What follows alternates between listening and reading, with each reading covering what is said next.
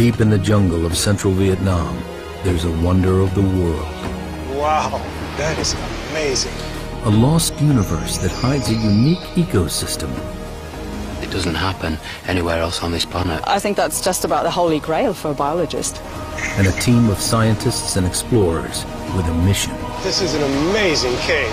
Look at that. Absolutely staggering. To investigate a record-breaking contender for the world's biggest cave.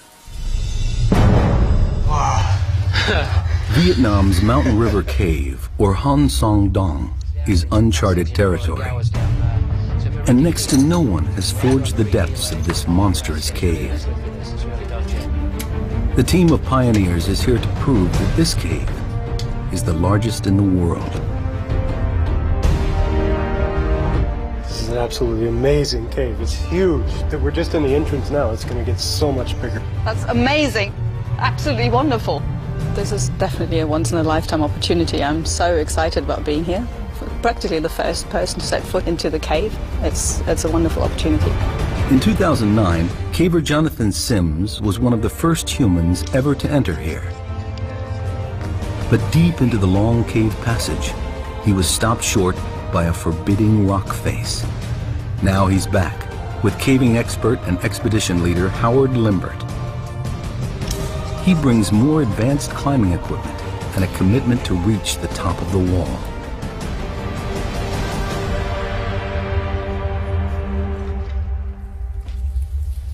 The expedition begins with a dangerous 328-foot rappel into the first massive cavern. British caver Howard Limbert has led 12 expeditions to Vietnam's limestone caves. This year's expedition into Mountain River Cave is especially dangerous because it's so remote. Well, Anybody can fall, twist their ankle, break their ankle, that could happen. And if that happens, you know, then we've got a rescue on our hands. Rope free, Annette. German zoologist Annette Becher is anxious to enter the unique underground world within. Scientific opportunity and a caving opportunity as well at the same time. It's fabulous. Daryl Granger is here to unravel the mysteries of Mountain River Cave. He's a world expert in cave geology. If this is the world's biggest cave, he wants to know how it grew to such record-breaking size. it's like no other cave I've ever been to. Southeast Asia is famous for its limestone geology, dating back 450 million years. Many large caves litter Vietnam, but here within Ca Bang National Park, Mountain River Cave is certainly the giant among caves.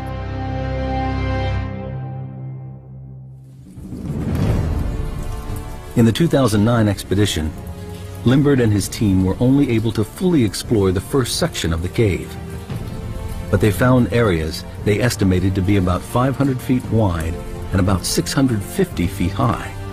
That's over 3 times the height of Niagara Falls. Deer Cave in Sarawak, Malaysia, currently holds the title World's Biggest Cave. From what they saw last time, Limbert's team is convinced this cave may be bigger. Let's try and get the map of the cave in some sort of order. Yeah, To claim the world record, they need hard evidence. All this is unmeasured. That's why we've got to survey it, to find, you know, just how big it is, whether it is the biggest cave in the world. We've got to do a serious survey. This passage here for surveying, it was really, really hard work. Jonathan Sims is one of the 4 cavers who drew up this rough original survey of Mountain River Cave. And what we really need to do next is get over this wall. He knows the wall that defeated him back in 2009 is their biggest challenge. It's a dangerous obstacle to overcome. Made of loose calcite and mud, it stands at nearly 50 feet high. We just weren't expecting anything like that. Well as that. Sims is determined that this trip will be a success. He won't fail twice. If they can climb this forbidding wall, he's convinced that the enormous cave continues on. And as a backup, there's this static sump which didn't look particularly potable. They estimate the wall is about 3 miles into the cave. from the 328-foot rappel at the entrance, it will take the team half a week to reach the final survey point at the Great Wall of Vietnam. After the initial drop, there's an 1,150-foot scramble leading to the first of 2 river crossings. From here, the team needs to climb high, following the river through the natural valley of the cave. Then there's a descent down to a level sandy area and to the first of 2 dolines, collapsed holes in the cave's surface. The dolines and cave beyond are where Betcher hopes to find new life forms, and Granger, the secret of how the cave was formed. Then, through a narrow section, across the larger doline, and into the second camp. So far, the final part of the cave surveyed is the last quarter mile before the Great Wall of Vietnam. And then, it's into the unknown.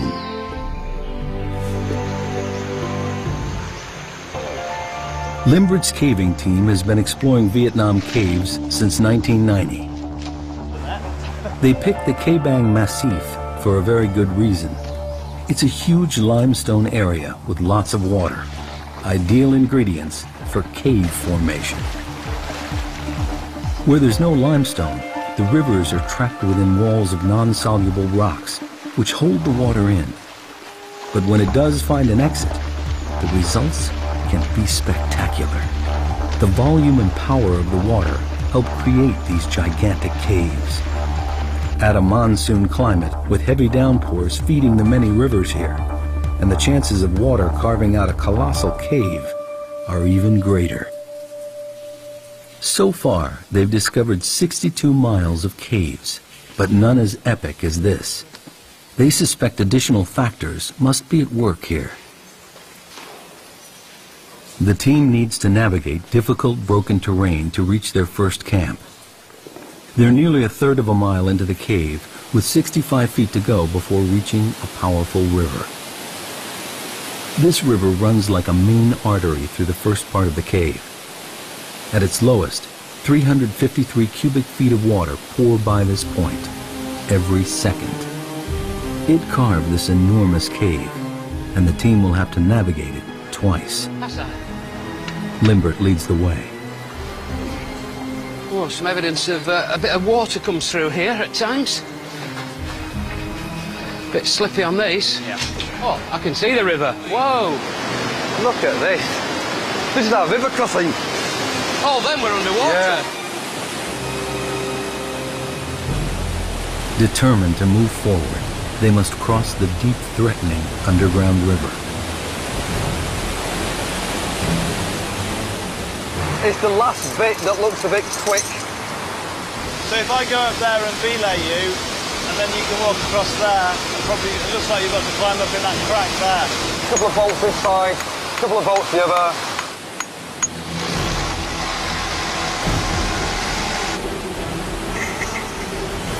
It's life and death, really. So, I mean, it has to be right. Worst case scenario, one of these pops, you've got to back up. That's why you've got to put, make it as safe as possible, really. In full flow, the river could sweep any one of the cavers off their feet. And if it floods, it could rise to life-threatening heights, cutting off their escape route. What's the forecast for the next few days? Well, the forecast is good, but you can never be absolutely confident. Limbert chose the timing of the expedition very carefully. It's the end of the dry season, so the river is low. But any unexpected tropical downpour could cause the river to rise dramatically in just hours. Let's do it! Right, guys, you can start crossing.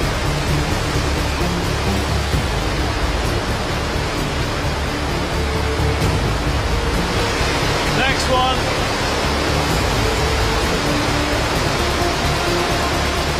The most important thing is that you don't allow the river to sweep you away, because there's a load of rapids just down there, and we're not really quite sure exactly what's in the river beyond that, because we haven't seen it all the way. And there could be all sorts of very sharp rocks and all that kind of thing. And the last thing you want is to get swept down the river, because it could be serious injury or even life-threatening. I'm actually quite nervous about river crossings because I'm quite a slight build, and I've been in flooding caves before where when you put your hands on something, your legs just get swept away from underneath you and you can't get them back down on to get footing. It is actually really, really dangerous.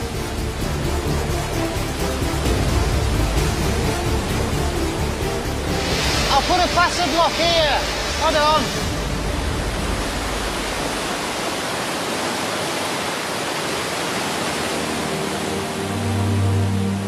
A major obstacle conquered. Darrell Granger can now start to really look around. You can see big formations, big stalagmites over there. Check that one out. This is an amazing cave. We came down those big slopes, we've come through the rocks, and we finally made it down to river level. So now we can set up camp here. We can start thinking about what we want to do next in this cave. The Titanic cave is theirs to explore. What is it that makes a cave so big? There's a lot of stories that we can learn from this cave. To claim the world record, Mountain River Cave needs to be consistently higher, wider, and longer than the current title holder, Deer Cave in Sarawak, Malaysia. When you're talking about largest caves in the world, there's no doubt there's some very, very long caves. And if you went on pure volume, many, many caves are bigger than this cave on pure volume. It's pure dimensions of a whole single passage like this that continues for 5 kilometers is pretty unique in the world. Mountain River Cave runs in an unusually straight line from north to south without any deviation. So let's get underway. Let's get started. Okay? Okay. Granger believes the water in the oldest section of the cave could offer an explanation as to why this cave is so enormous. Highly erosive, extremely acidic water rushing over pure limestone may be the answer. To confirm his theory, Granger needs to draw a sample. Okay, so right now I'm taking a pH measurement. I have a pH probe here. We have to leave it in the water for a little while to equilibrate. That'll tell us the pH of this water. pH levels range from 0 to 14. The lower the pH number, the stronger the acid. To be out of the ordinary, Granger is looking for a reading lower than 7, which is neutral. On the surface, tropical rainstorms flood the vegetation and seep down through the soil. Along the way, the water picks up carbon dioxide, which makes it acidic.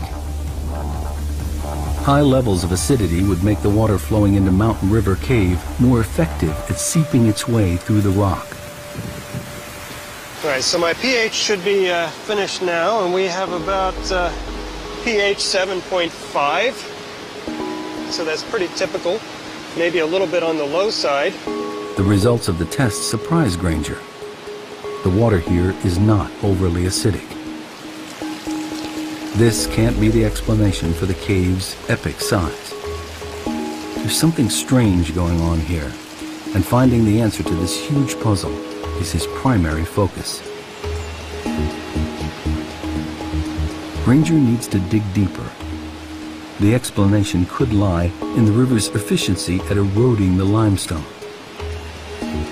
To test this theory, he measures how much dissolved calcium carbonate there is in the water. This will tell him how much rock erodes daily. I'm going to add some acid in here until the liquid turns yellow. And then the way this kit works, I can just read off from the syringe how much calcite is in this water. One more drop. So now it's yellow. Okay, we only have about 62 milligrams per liter. This means that every 1,000 gallons of water that passes by here carries 8 ounces of dissolved rock, about the size of a baseball each second. It sounds like a staggering amount, but for a cave of this size, it amounts to nothing. Like the pH level, the calcium carbonate result is ordinary and unexceptional. It's exactly the result a geologist might expect to find in any limestone cave river.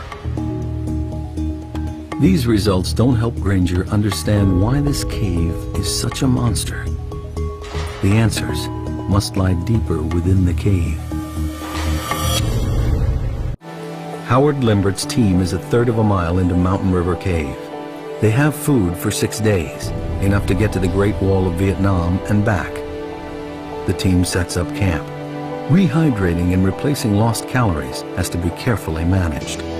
Geomorphologist Dr. Hugh Nguyen and biologist Dr. Tai Nguyen of Hanoi University also join Limbert on the expedition.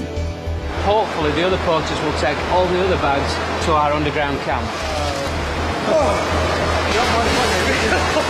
This is a great trip. It's an amazing group. And everybody has pulled more than their weight. Annette Betcher goes deeper and further into the cave, looking for life. And like Granger, she's getting frustrated in her search. She is here to find undiscovered species, but so far only sees a barren landscape. It's a bit of a shame. I had great expectations, but with the wet flooding, I had to rethink basically my approach. The team is exhausted and settles down for their first night inside the cave. The next morning, they continue over half a mile further.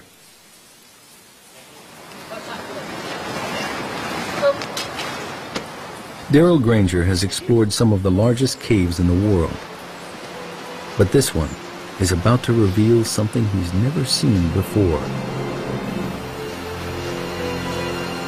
Deep in the heart of Mountain River Cave lie the magical and mysterious dolines. Wow. Yeah.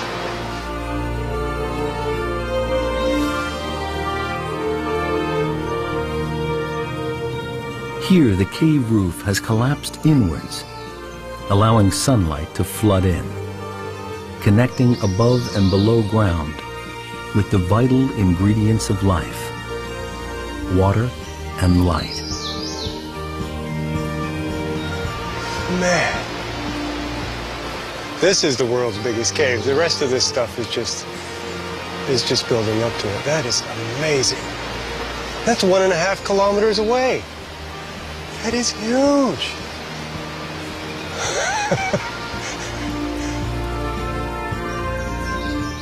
That looks like, it's 100 meters away, like we're in a normal-sized cave. That's 1.5 kilometers. It's hard to even imagine how big that passage is.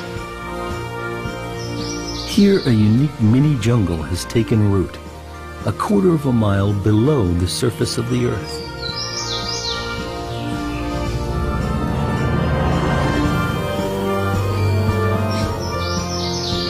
Seeing the jungle, basically, in the middle of the caves is one of the most beautiful sights. It's just absolutely incredible. It's got to be one of the wonders of the world. It doesn't happen anywhere else on this planet. I think that's just about the holy grail for a biologist. For Granger, the Doline is an unexpected window into the structure of the limestone here. It's also a view of Mountain River Cave's Achilles heel. This is a good example of a special type of doline. This is a collapsed doline.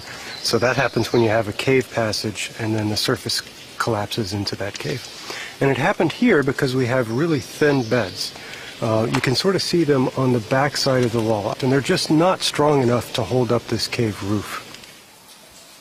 At some point in the cave's past, the river ate away at the cave roof where the limestone beds are thinner. The river damaged the ceiling rock so much that eventually the roof collapsed. This collapse is known as cantilever failure. You can think about, theoretically at least, having a piece of rock sticking out like a diving board. You can only stick it out so far before it breaks off under its own weight. And that's exactly what happens. As you make the cave bigger and bigger, you're forcing basically a diving board of rock, a slab of rock, to stick out and support its own weight. The limestone beds in this part of Vietnam are especially thick, with very few cracks or weak points. The river tunnels through this landscape, challenging the strength of pure limestone. And the dolines brutally reveal the few places where the rock beds are thinner, weaker, but still divine. Here, open to the sun and the rain, life thrives.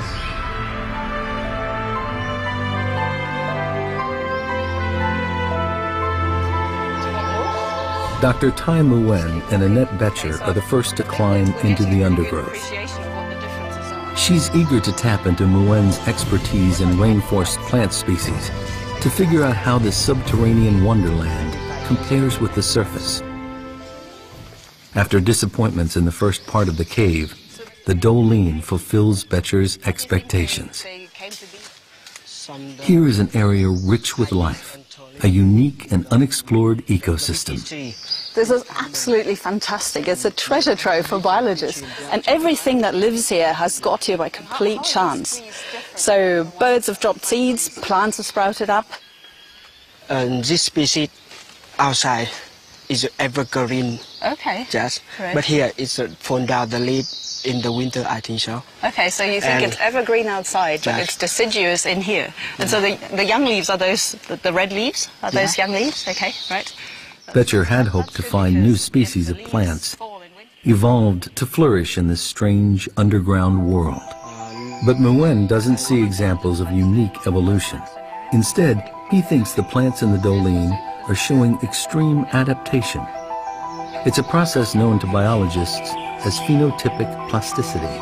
In particular in plants, their outer form is very variable. They can adapt themselves very much to their environment. So there could be two plants that are perfectly the same species, have the same DNA, but because they're in a different environment, they actually look quite different. That's the plasticity bit. So I think we're seeing an example of spectacular phenotypic plasticity. Unique adaptations appear throughout the Doline. In the tropics, trees are usually evergreen due to the absence of seasons. But down here, they're deciduous, with sparse foliage and narrow trunks. Dr. Nguyen theorizes that this is how the trees adapt to the comparative lack of water and shortage of light.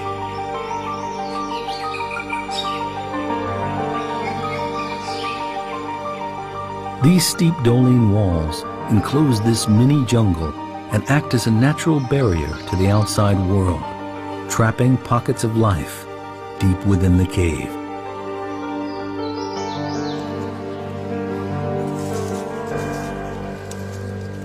Betcher looks for soil thick enough to lay some surface traps.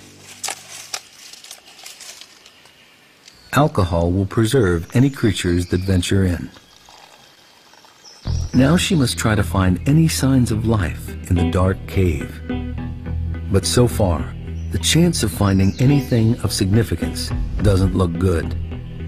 Could the acidic water that created this cave also be destroying all life within?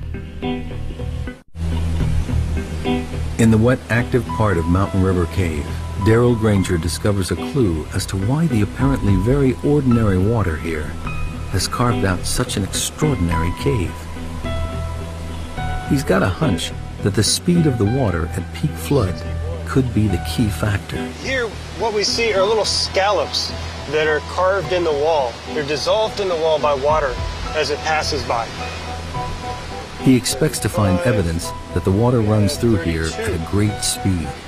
The faster the water goes by, the smaller the scallops. So if we see big, giant scallops, they can be, up to 1 meter across. That's very, very slow-moving water. Here, they're about the size, they're about 1 inch across, a couple of centimeters across. From the size of the scallops, Granger can also figure out what's known as the Reynolds number, a crucial measurement that tells him how turbulent the water is. Like the acidity test earlier, the findings here are very average and offer no clues as to why this cave grew so big. He calculates that the water here travels at only 3 miles per hour, a totally ordinary velocity for any river. Although Granger's drawn a blank on his quest, he might still be able to help Betcher on hers. He considers the chronology of the cave's life. I think what happened is the first doline collapsed, and it's acting like a big dam right in the cave. Right. We passed that doline, and suddenly everything dries out. We don't see the same. Becomes more normal. Becomes more of a normal, less active cave. And that's where the wildlife comes in, because if it doesn't get flooded out every 10 years or so, it has time to evolve. For Granger, the formula for how Mountain River Cave grew so big remains a mystery. This area has the right ingredients for a big cave. Unusually large beds of pure limestone and heavy monsoon rains feeding a deep river. But the water's speed and turbulence doesn't reveal anything, and Granger is almost at a loss. Aye! The surveying team looks for answers too. Aye! That's probably a 500-metre echo. So if we ever push in a cave and you get to end of a cave or end of exploration for a day, we often give it a big oi just to see if it's still continuing, and we know we can turn around and come back to another successful push the next day. A bit further, Jonathan. For this expedition, they need to use a more sophisticated way of measuring the cave's size. Cave surveying used to be a primitive process where everything was done by hand. Now, digital laser readings cut out the tedious legwork and provide precise measurements. They must survey every part of the cave precisely, and every measurement must be exact to the nearest inch. When it comes to claiming the title World's Biggest Cave, it's length, width, and height that count for Howard Limbert and his team. The laser sends a beam across to a designated point called a survey station, which Sims marks with a small light disc. They measure distance, height, and angle. It's painstaking work. 29.9 minus 3, 0.99. Left's 8.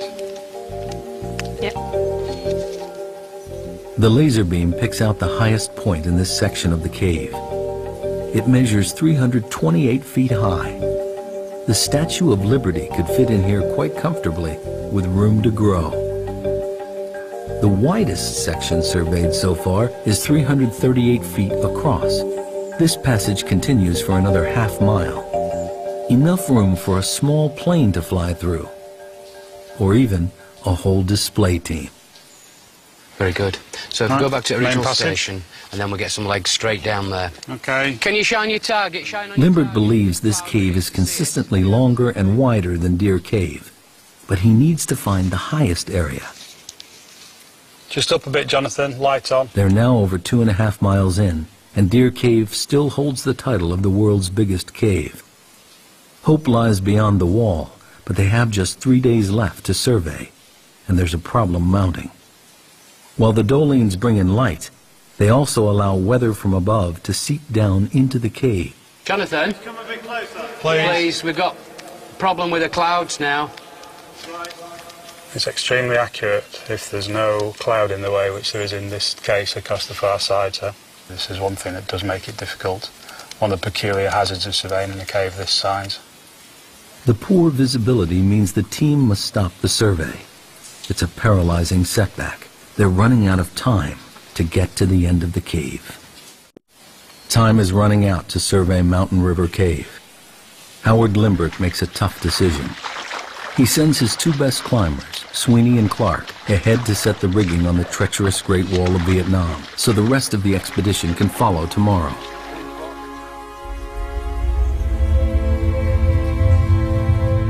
If they can't scale it, they may not finish the survey, and we'll never know just how big this cave really is.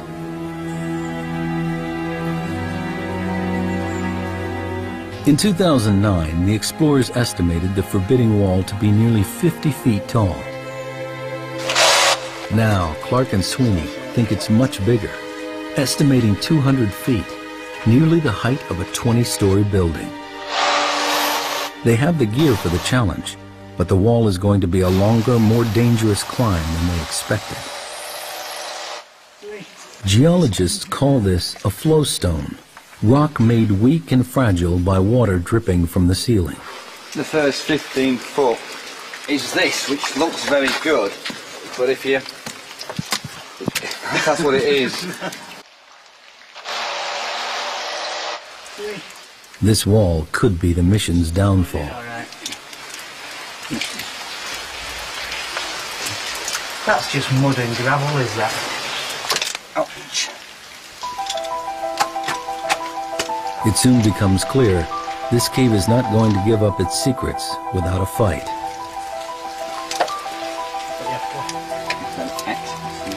It's just crumbling away. That's all. It's crumbling away. Sweet and Clark have been building up to this for over a year. It's something that they're particularly interested in is climbing and climbing the wall. What we're climbing in is a very soft mud, calcite, and so normal bolts would just fall out. It's going to be a difficult and exhausting climb. Back at the camp, the extreme conditions are taking their toll, even on those who are not battling the wall.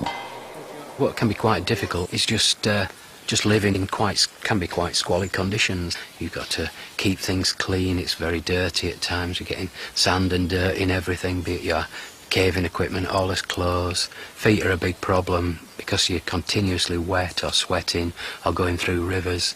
We often get what we believe is a fungal infection of the feet. Meanwhile, Annette Betcher's search for life continues.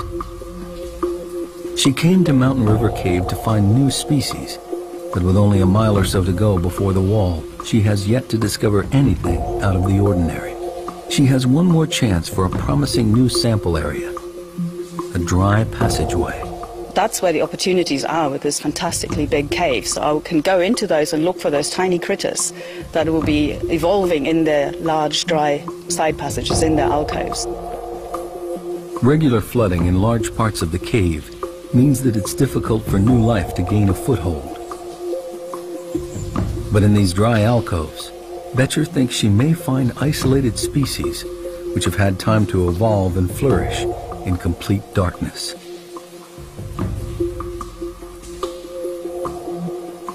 The smaller and more primitive the species, the better equipped it is to evolve quickly.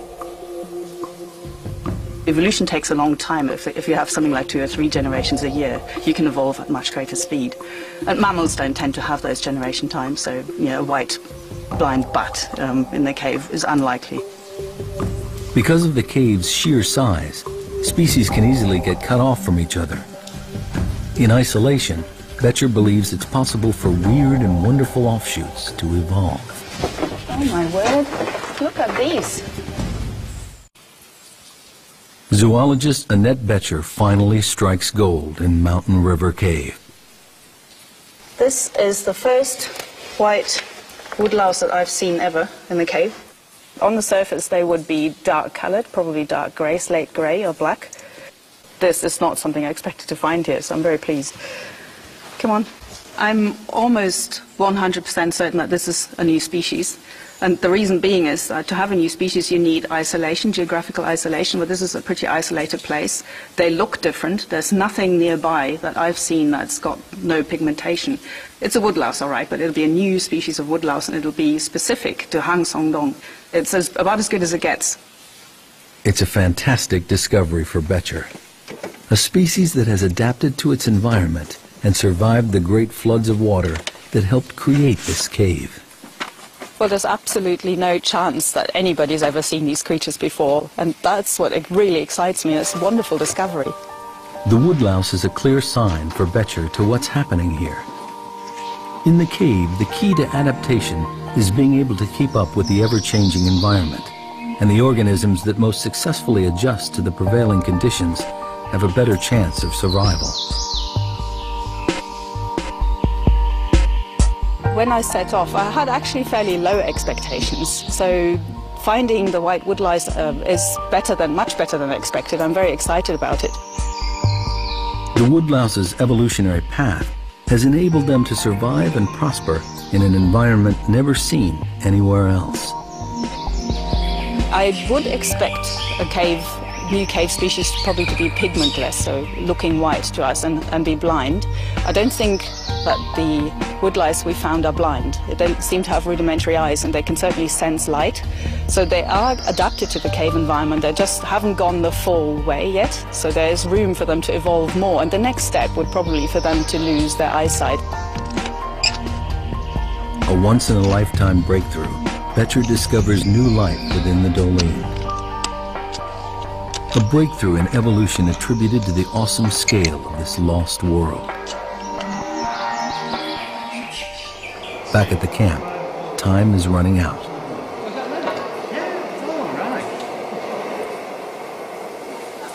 Climbers Sweeney and Clark continue in their battle to secure rigging on the wall and ready it for the rest of the team. All right. If they don't succeed, the team can't complete a definitive survey. Limbert and the rest of the party wait nervously for news.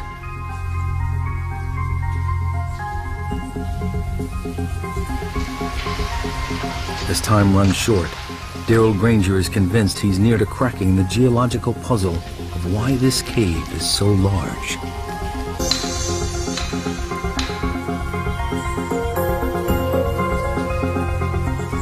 Huge volumes of water, pure limestone, and a tropical climate are important factors. But it's not enough to explain why this cave is so big.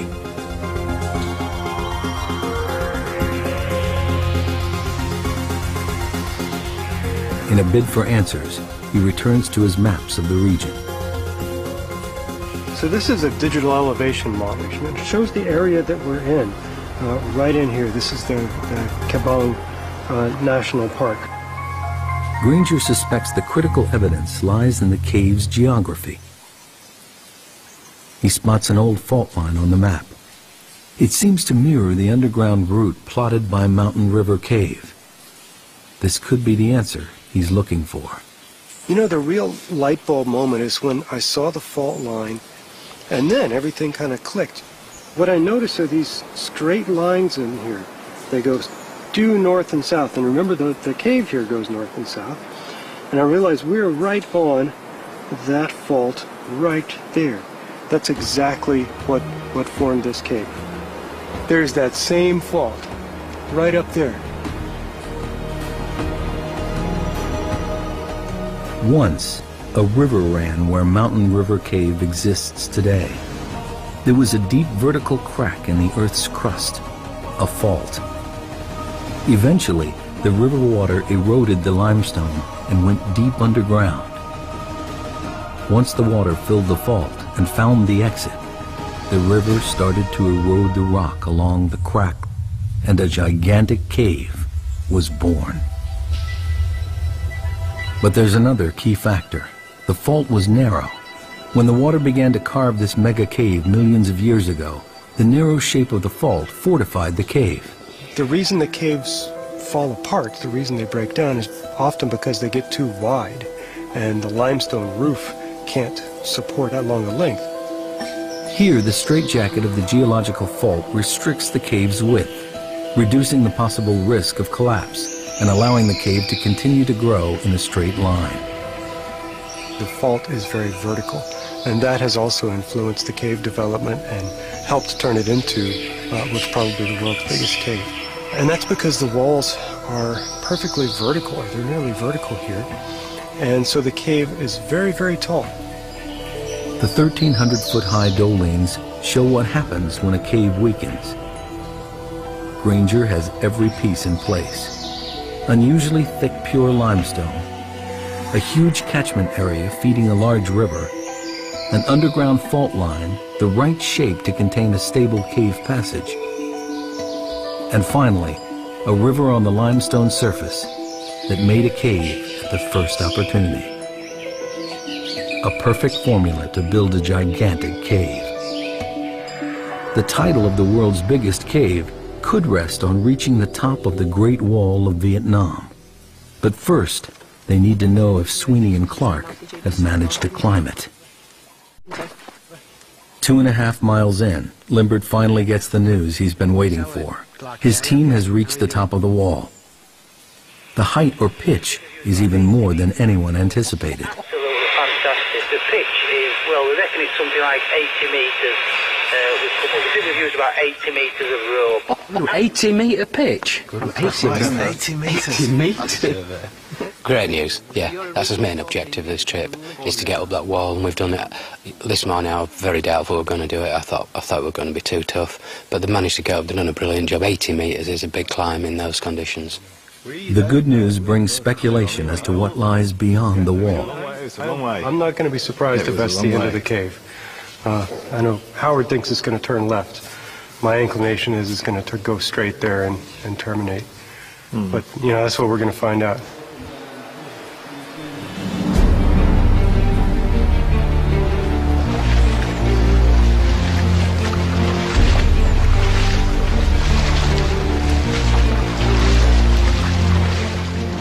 The final hurdle now awaits Limbert and his team as they push on to join Sweeney and Clark at the Great Wall of Vietnam. It took almost 2 days for those guys to bolt up there. It's very fragile rock, so you need to be very, very careful. They've done a great job. The greatest feeling was one of relief, which perhaps indicates how serious the climb it has been. You're standing up there and you're looking down and all this, and it's absolutely tremendous. The team finally arrives at the wall. It towers above them. This is what they've been working for, their ultimate destination.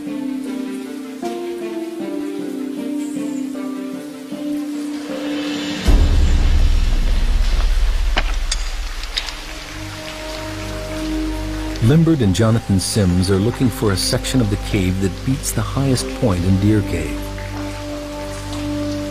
They haven't found it yet, and if they can't get up the wall, they'll never know how tall the cave really is.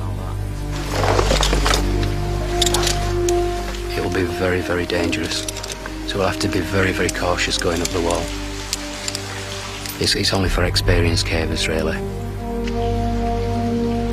Limbert makes a difficult decision. Only the surveying team will go up the wall. It's too dangerous for Granger and the film crew to follow. This is it.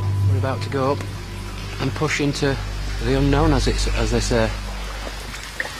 Who's going up first then? Sweeney.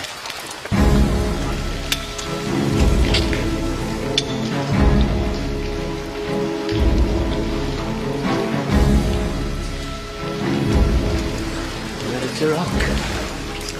You just have to hold a bit of tension for the first bit like that. We're all on tenterhooks waiting to get over this wall to see what's next. The film crew rigs one of the cavers' helmets with a camera to record the climb.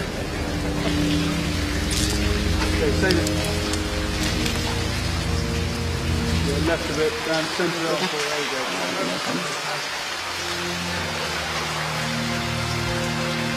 They can only watch as Limbert leads the team up on the final stage of the journey.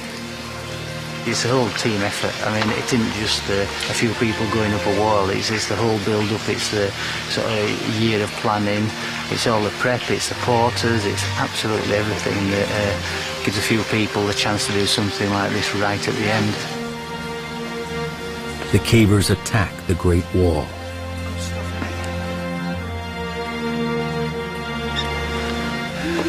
Absolutely fantastic. It's something else, is it? Look at that. They have succeeded in the most difficult part of the expedition. The Great Wall of Vietnam. This huge flowstone, nearly the height of a 25-story building, is conquered at last. But the elation is quickly followed by disappointment. As Granger suspected, Mountain River Cave ends here. An exit to the outside jungle lies just 984 feet beyond the wall. With no more cave to survey, the team gathers the final measurements from the top of the wall to the ceiling. The highest point in Deer Cave is 574 feet. They've just climbed 236 feet up the wall and can now calculate the height of the whole passage. 45.8. Sims reads the final crucial measurements. 188. Can you just do the height of the passage there, Jonathan? Yep, so massive. Absolutely huge. Absolutely huge. Finally, they get the readings they've been waiting for. It's 96.4. 96.4! That's incredible. Spot there, will you? Jesus. That's incredible. Altogether, the measurements show Mountain River Cave is the world's biggest, with the passage continuously higher, wider, and substantially longer than any other cave in the world. It's a fabulous cave, a really, really fabulous cave. Really enjoyed ourselves. We had a great time, we're having a really, really good time. It's just mind-blowing stuff, is this? It really is, and it just couldn't get much better. This has been a tremendous experience for me. I feel very lucky to have been invited on this trip to see the world's biggest cave and try to figure out the science behind this cave. Just very privileged and lucky to be along on this trip with Howard and his team.